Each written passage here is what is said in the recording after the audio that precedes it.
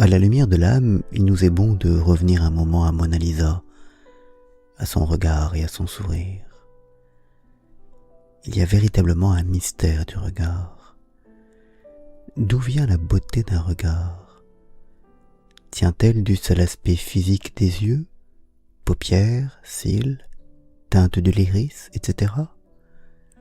La beauté physique des yeux peut certainement y contribuer, dans la mesure où cette beauté est susceptible d'éveiller chez l'être qui en a été gratifié le sens de la beauté.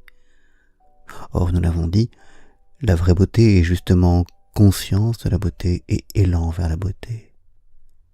Mais à cause de cela même, le regard est plus que les yeux. Toutes les langues n'émettent-elles pas l'idée que les yeux sont la fenêtre de l'âme? La beauté du regard vient d'une lumière qui sourd de la profondeur de l'être. Elle peut aussi venir d'une lumière venant de l'extérieur et qui l'éclaire, notamment lorsque le regard capte dans l'instant quelque chose de beau ou qu'il rencontre un autre regard d'amour et de beauté. Chacun a déjà vécu ce moment émouvant où, lors d'un spectacle ou d'un concert de haute qualité, tous les participants ont le visage transfiguré, tant il est vrai que la beauté attire la beauté, augmente la beauté, élève la beauté. Cela est conforme à ce que nous lisions encore chez saint Augustin. La beauté résulte, à ses yeux, de la rencontre de l'intériorité d'un être et de la splendeur du cosmos, laquelle, pour lui, est le signe de la gloire de Dieu. Cette rencontre supprime, en quelque sorte, la séparation de l'intérieur et l'extérieur. Si la beauté du monde forme un paysage, l'âme d'un être en est elle aussi paysage, ce que Verlaine exprime par le vers « Votre âme est un paysage choisi », et que l'esthétique chinoise désigne par le terme « sentiment-paysage ». Le paysage de l'âme est fait de nostalgies et de rêves, de frayeurs et d'aspirations, de scènes vécues et de scènes pressenties. Tournons alors notre regard pour la troisième fois vers la Joconde. N'y aurait-il pas une clé pour ouvrir l'énigme de son regard? Ne serait-ce point ce paysage brumeux, tout à la fois lointain et proche, qui se profile derrière elle? Ici, écoutons France Quéré qui, dans Le sel et le vent, écrit « Dans des formes de rocs et de lacs éclate l'étrange sonde d'un monde intérieur. À la hauteur des épaules de Mona Lisa commence un ocre paysage au relief accidenté que parcourent des efflorescences de rochers. À gauche, le sentier débouche sur les eaux grises d'un lac, strié par les ombres de rochers en surplomb.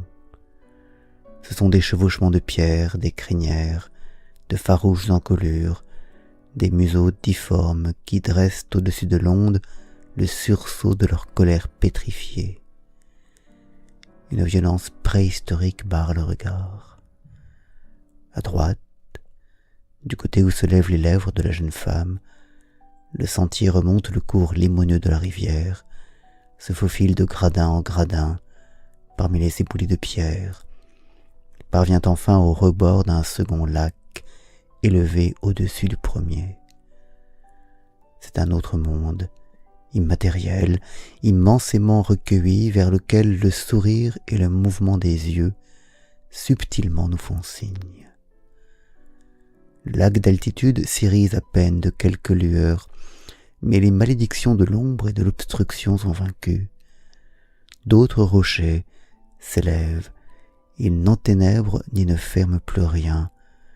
Leur ombre dessine une cerne, suggère une transparence, laisse intact le miroir des eaux. Entre les deux rivages purifiés s'ouvre une brèche, où l'eau et la lumière confondent leur or, et ensemble s'éloignent vers l'infini. Est-ce un Dieu qui accueille l'homme voyageur? Est-ce la joie d'une intelligence parvenue au fait de sa méditation? Est-ce l'enfance retrouvée, embellie par les lointains du souvenir? Un rêve humain commence là à hauteur des yeux et du front pur. Ces aubes sont plus belles encore que les collines de Florence au premier rayon du jour.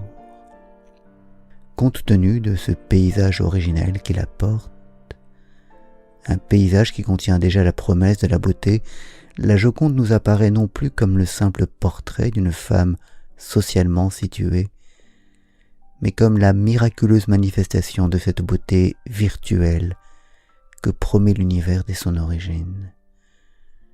Son sourire et son regard sont alors le signe d'une intuitive prise de conscience, celle d'un don qui vient de très loin.